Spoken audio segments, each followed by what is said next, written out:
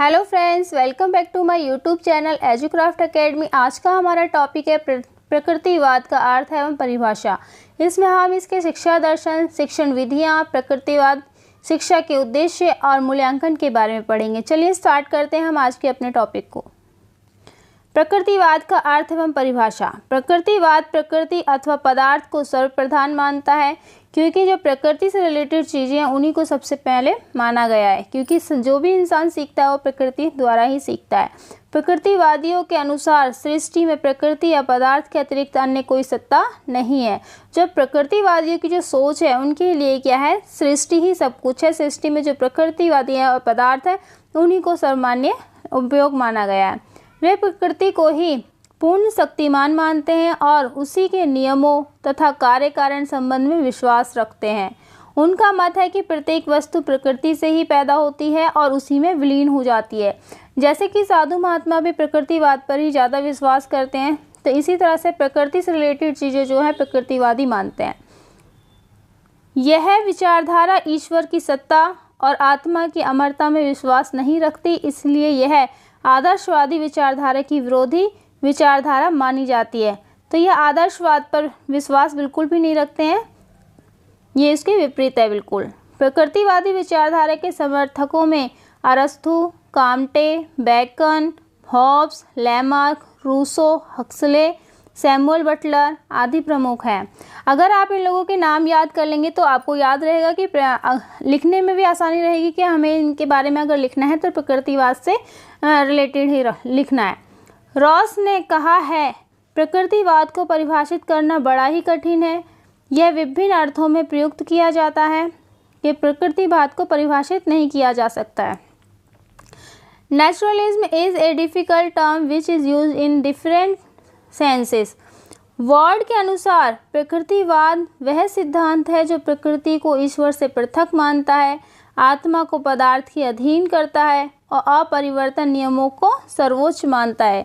तो वर्ड ने एक परिभाषा दी है, इस परिभाषा को आप अच्छे से याद कर लेना कि प्रकृतिवाद का जो सिद्धांत है वो है कि जो प्रकृति को ईश्वर से अलग कर देता है, बिल्कुल पृथक कर देता है। ईश्वर अलग है और प्रकृति एक अलग चीज़ है, क्योंकि प्रकृति में हम सब चीज़ें देख पाते हैं और ईश्वर के से जो है आध्यात्मिक चीज़ें हम आँखों से नहीं देख पाते हैं रियल में। आत्मा को पदार्थ के अधीन करता है और अपरिवर्तन नियमों को सर्वोच्च मानता है कि इसमें परिवर्तन नहीं हो सकता, क्योंकि प्रकृति में परिवर्तन नहीं हो पाएगा। थॉमस और लैंग के अनुसार प्रकृतिवाद आदर्शवाद के विपरीत मस्तिष्क को पदार्थ के अधीन मानता है। यह विश्वास करता है कि अंतिम यथार्थ भौतिक है, आध्यात्मिक नहीं है।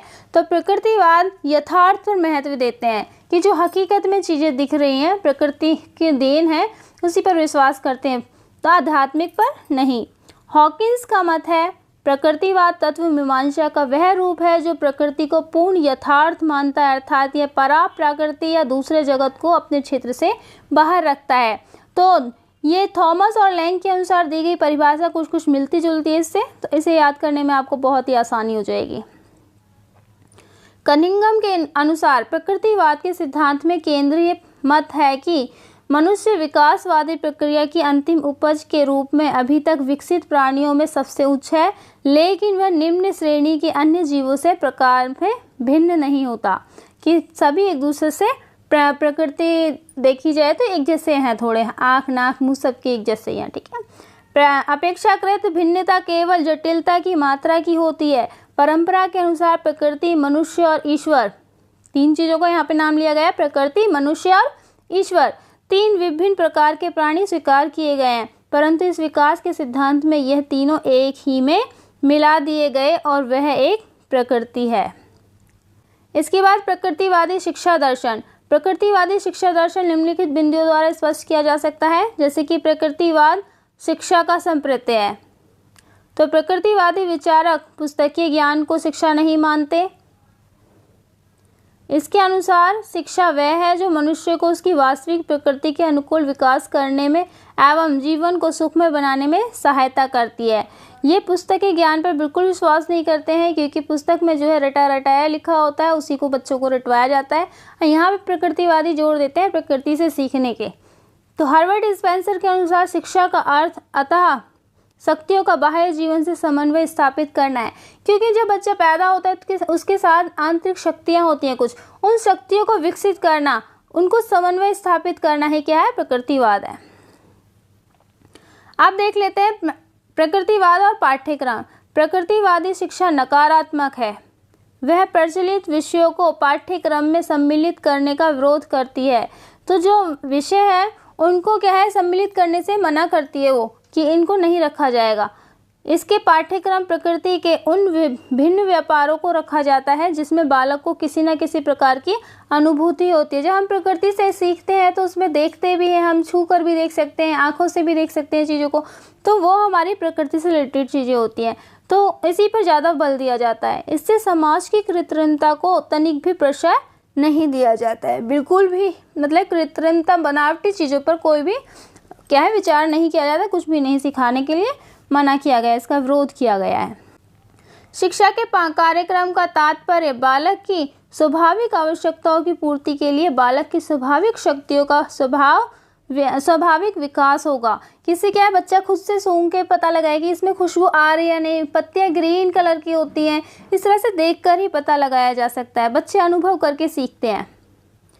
रस्क ने कमेनियस के विचारों को उद्धृत करते हुए कहा है, कमेनियस का उद्देश्य सब मनुष्यों को सब विषय पढ़ाना था। तो एक कमेनियस थे, उन्होंने कहा कि सारे ही विषय बच्चों को पढ़ाना चाहिए, वह सब विषयों में से कुछ को चुनना आवश्यक नहीं समझता था। तो उनका मानना था सारे ही विषय बच्चों को आने चाहिए, कोई किसी भी क्षेत्र में बच्चे पीछे ना रह जाएं। तो लेकिन हर्बर्ट स्पेंसर ने प्रकृतिवादी पाठ्यक्रम को निम्नलिखित प्रस्तावित किया। इन्होंने एक पाठ्यक्रम तैयार किया बच्चों के लिए, देख लेते हैं कैसा पाठ्यक्रम है कि मानव क्रियाएं पाठ्यक्रम। स्वास्थ्य संबंधी अगर कोई शिक्षा देनी है बच्चे को तो उससे शारीरिक विज्ञान, शरीर विज्ञान और खेल कूद के विषय होने चाहिए उसके पाठ्यक्रम में।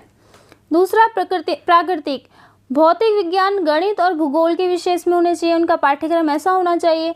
तीसरा व्यवहार संबंधी, गृहशास्त्र, शरीर विज्ञान, बाल मनोविज्ञान, ये होने चाहिए इसमें। और चौथा समाज संबंधी, अगर समाज संबंधी कुछ शिक्षा देनी है तो इसमें इतिहास होना चाहिए, अर्थशास्त्र, समाजशास्त्र, राजनीतिक शास्त्र, ये विषय होने चाहिए उसके शिक्षा के। पांचवा संस्कृति संबंधी कला होना चाहिए, भाषा होनी चाहिए, साहित्य होने चाहिए उनके पाठ्यक्रम में। तो इस तरह से शिक्षा बच्चों को दी जानी चाहिए। वैज्ञानिक विषयों को मुख्यतः साहित्यिक एवं सांस्कृतिक विषयों को गौण स्थान दिया गया है। प्रकृति एवं शिक्षण विधियां देख लेते हैं, विधियां किस तरह की यूज की गई हैं इसमें। प्रकृतिवाद की विचारधारा में शिक्षण के पक्ष में विधियों को भी प्रस्तावित किया गया है। ये इस प्रकार है, जैसे कि करके सीखना, बच्चे खुद से प्रैक्टिकली करके सीखते हैं। अनुभव द्वारा सीखना, उनका खुद का अनुभव होता है कि किस तरह की चीज़ें हैं।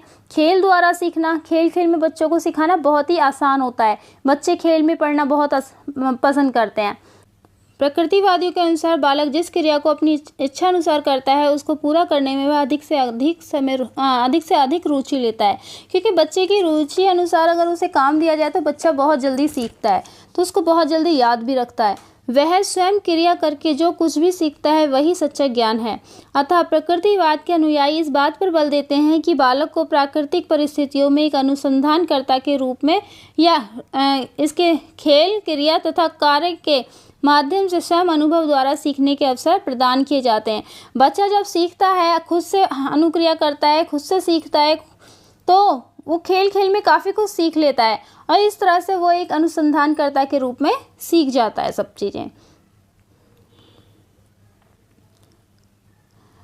रूसो का काल्पनिक बालक एमिल, उनकी एक कल्पना थी जिसमें उन्होंने एक बालक का नाम रखा एमिल, भी ज्ञान की खोज स्वयं ही करता था।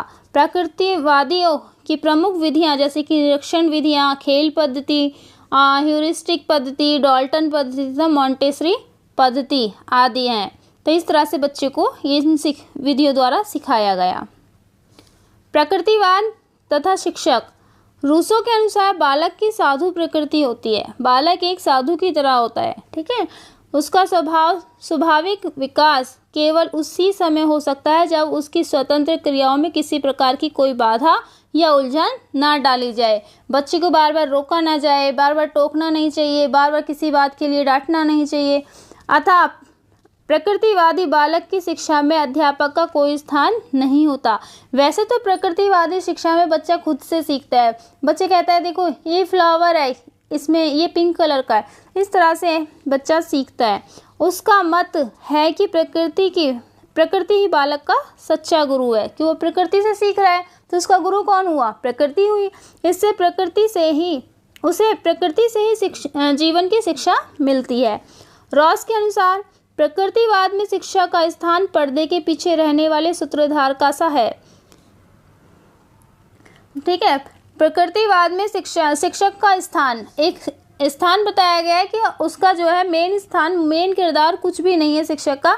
वो एक इस तरह से है जैसे कि पर्दे के पीछे कोई व्यक्ति खड़ा होकर हमें बोले कि ऐसा करो वैसा करो, बस। ठीक है, वह बालक के विकास को देखने वाला पर्यवेक्षक है। वह सूचना देने वाला, विचार, आदर्श एवं संकल्प का या चरित्र का विकास करने वाला नहीं है। वो कोई विकास नहीं कर रहा, हमें सिर्फ मार्गदर्शन कर रहा है। यह बच्चे अपने आप सीख जाएंगे, ये अपने शिक्षकों से अधिक जानेंगे। उनकी शिक्षा मुक्त विकास है, वह प्राकृतिक है, कृत्रिम नहीं है। कोई बनावटी शिक्षा उन्हें नहीं देनी है। जो शिक्षा वो ले रहे हैं वो प्राकृतिक होनी चाहिए। प्राकृतिक होगी तो वो बहुत जल्दी सीखेंगे सभी चीज़ों को, उनमें कोई भी बाधा नहीं आनी चाहिए। प्रकृतिवाद तथा अनुशासन। रूसो महोदय स्वाभाविक परिणामों द्वारा अनुशासन में विश्वास करते थे। रूसो के अनुसार यदि बालक प्रकृति के नियमों को भंग करेगा तो प्रकृति उसे स्वयं दंड देगी। अगर बच्चा कोई फूल तोड़ रहा है, उसमें कांटा लगेगा, अगर उस बच्चे को चुभ जाए तो बच्चा खुद सीख जाएगा कि अगर मैं इसे फिर से हाथ लगाऊंगा तो ये कांटा मुझे चुभ जाएगा। तो इस तरह से बच्चा सीखता है।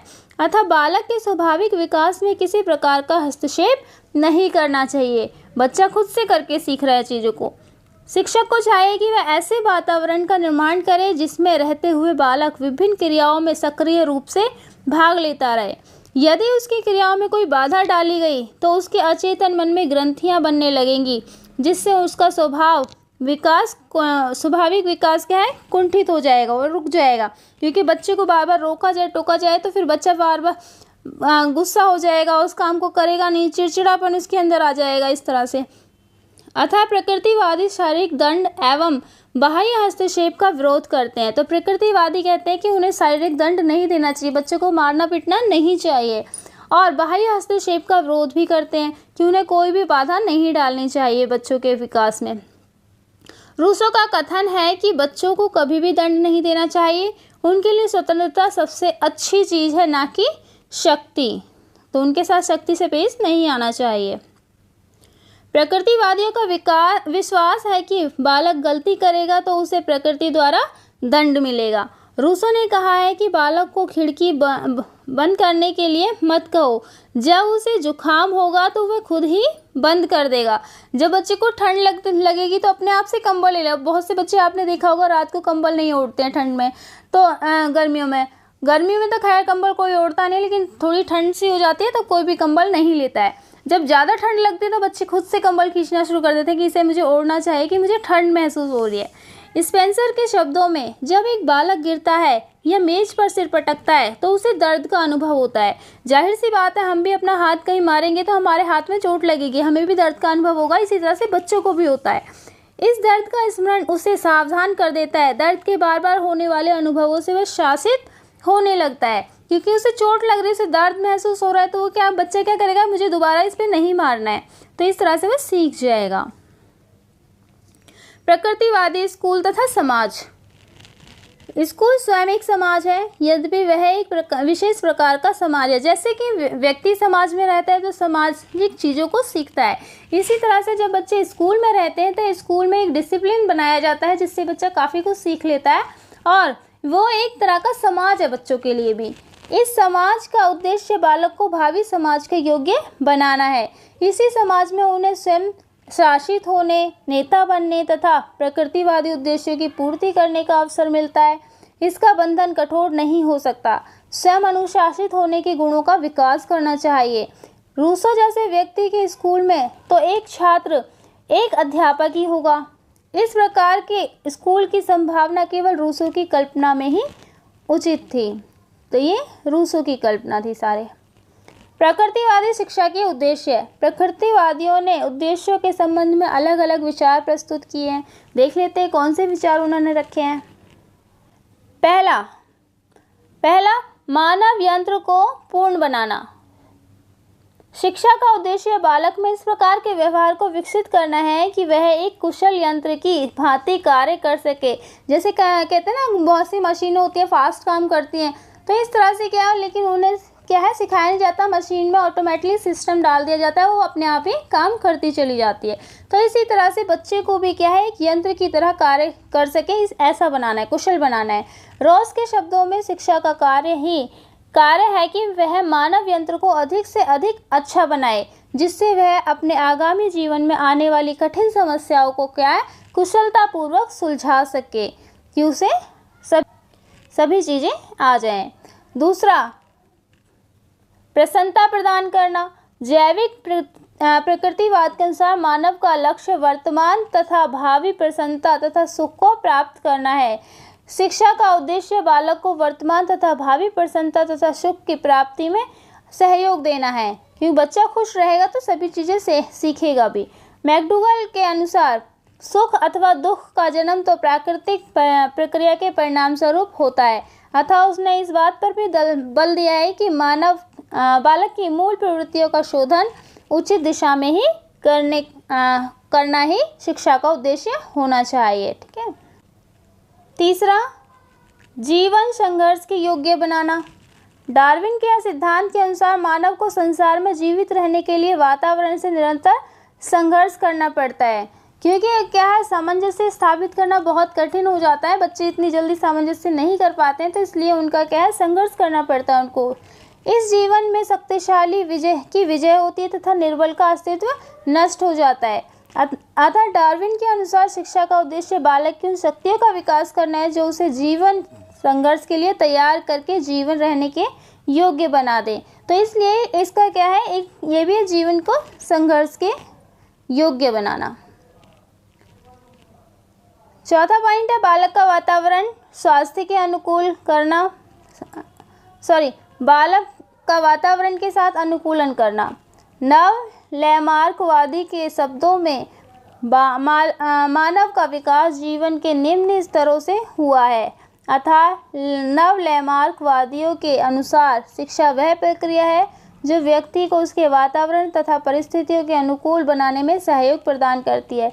इस दृष्टि से शिक्षा के उद्देश्य बालक को इस योग्य बनाना है कि वह अपने वातावरण तथा परिस्थितियों के साथ अनुकूलन करने में समर्थ हो सके। तो अनुकूलन भी बहुत ज़रूरी हो जाता है। पांचवा है जातीय निष्पत्तियों का संरक्षण करना।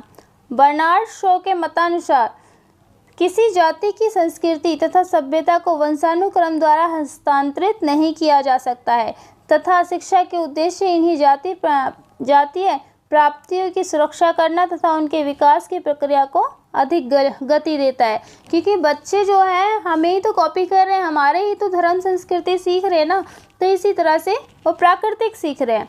J.S. रॉस के शब्दों में इस प्रकार शिक्षा पीढ़ी दर पीढ़ी उन जातीय प्राप्तियों के संरक्षण अगलों को सौंपने तथा वृद्धि का नाम है।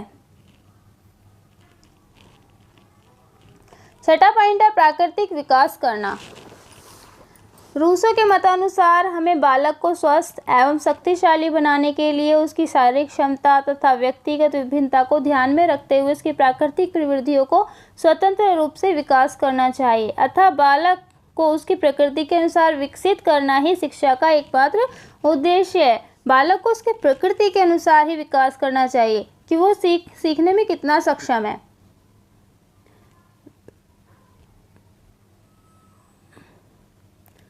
सातवां पॉइंट व्यक्तित्व का स्वतंत्र विकास करना।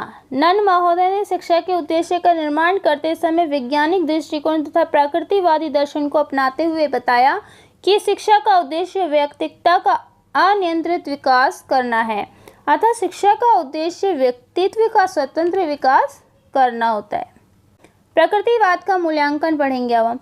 शिक्षा शास्त्री इस विचारधारा का मुख्य प्रवर्तक रूसो को ही मानते हैं कि प्रकृतिवादी किसकी देन थी, रूसो की देन, परंतु यह बात गलत है। रूसो ने यद्यपि प्रकृतिवाद का नारा ऊंचे स्वर में लगाया, किंतु वह विचारवादी प्लेटो से प्रभावित था। तथा उसने प्लेटो से ही प्रेरणा ली थी। वैसे तो प्लेटो जो है वो प्रकृतिवादी था, तो लेकिन जो सबसे ज़्यादा तेज बोलता है उसी की आवाज़ सुनाई देती है ना, वही यहाँ पे हुआ कि रूसो को इसका प्रकृतिवाद का मुख्य प्रवर्तक माना गया। लेकिन प्रकृतिवाद के रूप को उसने आदर्शवादी उद्देश्य की आधारभूमि पर खड़ा किया। ब्रूबेकर ने उसे रोमांटिक प्रकृतिवादी कहकर पुकारा। तो किसने पुकारा? ब्रूबेकर ने पुकारा। और किसे पुकारा? ये पुकारा रूसो को। ठीक है। बालक की रुचि तथा योग्यता, बंधन से दूर, प्रकृति की गोद में, शिक्षा की व्यवस्था आदि बातें कोई भी विचारवादी कर सकता है। केवल बालक की स्वाभाविक रुचि पर बल देना तथा प्रकृति से प्रेम के बल पर ही हमारे लिए रूसो के प्रकृतिवाद के साथ प्लेटो को भी इसी विचारधारा में सम्मिलित करना आवश्यक है, क्योंकि प्लेटो और रूसो दोनों ही प्रकृतिवादी हैं। हर्बर्ट स्पेंसर वास्तव में प्रकृतिवादी हैं, ऐसा रस्क, डोनाल्ड बटलर इत्यादि ने माना है। वैसे बेकन और कमेनियस भी इस विचारधारा को इन दोनों से कहीं पहले जीवन दे चुके थे, पहले से ये मान चुके थे, किंतु प्रकृतिवाद अपनी चरम सीमा पर इन्हीं उपयुक्त दार्शनिकों अर्थात रूसो और स्पेंसर के प्रयत्नों के परिणाम स्वरूप पहुंचा।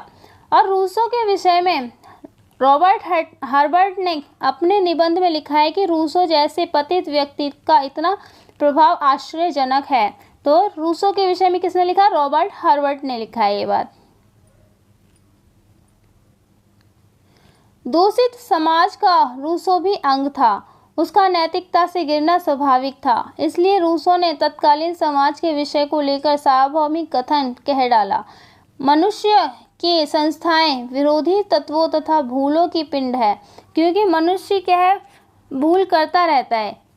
ठीक है। जिसके द्वारा समाज के नियमों के ठीक विपरीत काम करने पर बिल्कुल ठीक कार्य संभव हो सकेगा। तो जिसके द्वारा समाज के नियमों के विपरीत काम करने पर बिल्कुल ठीक कार्य संभव हो सकेगा। ये क्या है? बार बार उथल पुथल सी होती रहती है कि अगर मना करने को कहा जाए व्यक्ति उस काम को बहुत जल्दी करता है।